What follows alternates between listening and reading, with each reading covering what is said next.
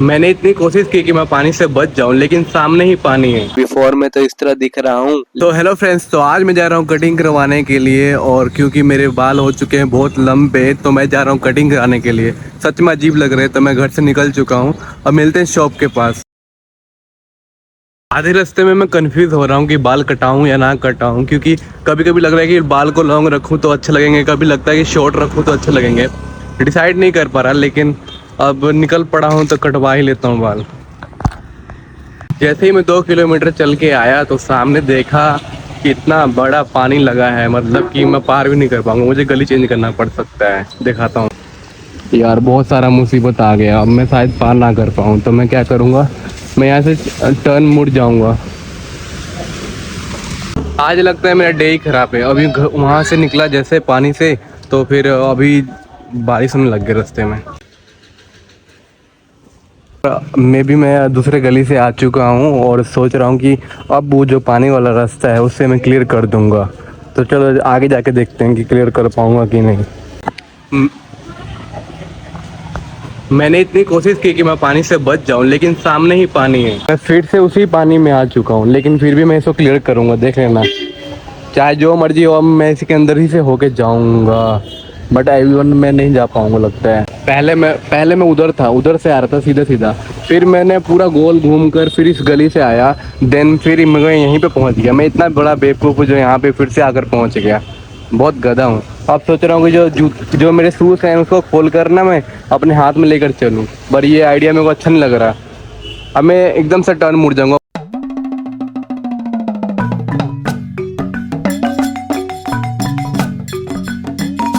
Finally guys, मैंने वो पानी वाला जो था रास्ता क्लियर कर लिया। अब पहुंचने ही वाला हूँ मैं सलून पे। इतनी देर के बाद मुझे फाइनली सलून मिल ही गया। सलून देखा तो खुला हुआ था, ओपन था। तो फाइनली गया मैं, तो कॉल आ गया मुझे अर्जेंटली किसी का, तो मैं बात करने लग गया। फिर उसके बाद सलून के अंदर जाकर मैंने बैठा, कैमरा ऑन किया और देखा कि सामने एक ऑलरेडी कटिंग हो रही है भैया की।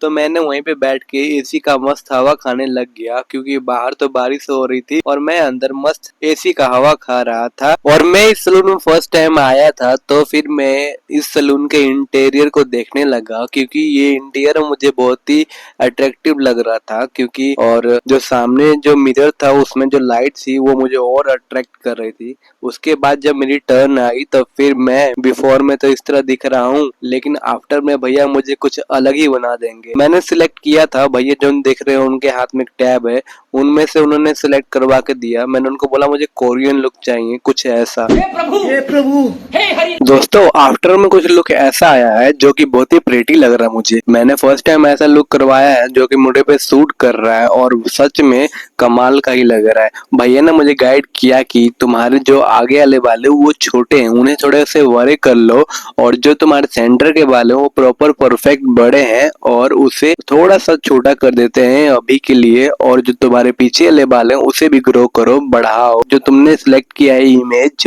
वैसे ही तुम्हारे हेयर हो जाएंगे अगर तुम कंटिन्यू 15 दिन बाद, हर 15 दिन बाद कटिंग करवाने आओगे।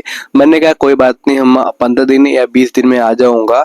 और उसके बाद उन्होंने बोला कि 2 महीने बाद केराटिन कराने के लिए। सो हे एवरीवन, जैसे कि मैंने शॉप से कटिंग करा के आ चुका हूँ। जैसे ही बाहर निकला तो जोरों से बारिश हो गई और कहीं पे भी रुकने का मौका नहीं मिला मेरे को।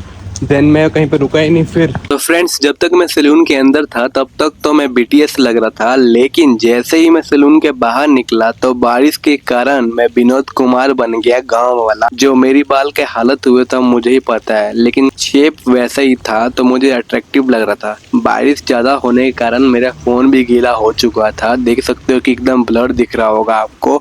इसके बाद मैंने क्या किया कि मैंने फोन को जेब में रखा, क्योंकि ज्यादा गीला होने के बाद मेरा फोन भी काम करना बंद कर देता। थोड़ी दूर चलने के बाद मैं देखता हूँ कि एक बच्चा अपने छत के ऊपर पतंग उड़ा रहा है, लेकिन खास बात ये थी कि बारिश में पतंग तो उड़ ही नहीं सकता, लेकिन वो कोशिश कर रहा था कि कैसे मेरा पतंग उड़ जाए। मैं कैसे समझा सकता था कि बच्चे पतंग नहीं उड़ेगा तो घर में चल जा और टीवी देख। मुझे तो बहुत ठंड लग रही है, एकदम से बारिश जब पड़ी ना, एकदम से अब ठंड लग रही है। तो अब मैं क्या करूँगा, घर पे जाके फटाक से चाय बनाता हूँ पहले, गाइस मैं घर पे आ गया हूँ, लेट्स मेक टी। तो दोस्तों सबसे पहले मैं किचन में जाता हूँ, पानी पीता हूँ, उसके बाद गैस ऑन करने के बाद पतीला ऑन रख देता हूँ और उसके बाद 3 कप नाप के, 3 कप बनाना था तो 3 कप नाप के मैं पानी डाल देता हूँ। उसके बाद मैं चाय पत्ती डाल देता हूँ ताकि वो खौलने लग जाए। फिर चीनी डालकर सबको मिक्स कर दिया और फिर मैं सोचा कि अब तो दूध डालना है तो दूध निकालता हूँ फ्रिज से। लेकिन यहीं पे मेरे साथ ट्रेजेडी हो जाता है। मेरे साथ होता है ऐसा कि फ्रिज में जब देखता हूँ तो दूध ही नहीं होता है। मेरे को लगता है कि दूध होगा, लेकिन मैं खोल के फिर से चेक करता हूँ, दूध है ही नहीं। दीदी ने सारा ही खत्म कर दिया। फिर 10 रुपए था मेरे पास, मैं फटाक से गया दुकान पर और फटाक से मैंने दूध लेके आया और 2 मैगी लेके आया। फिर मैंने क्या किया कि दूध के पैकेट को फाड़ा और उसके बाद मैंने दूध को चाय पत्ती जो काला हो चुका था उसमें डाल दिया और खोलने के लिए 5 मिनट छोड़ दिया।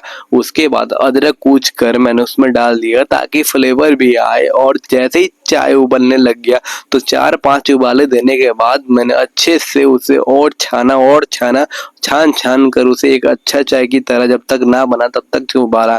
उसके बाद कप में चाय डालने के बाद मैं ले गया नीचे की ओर अपने भैया को देने के लिए।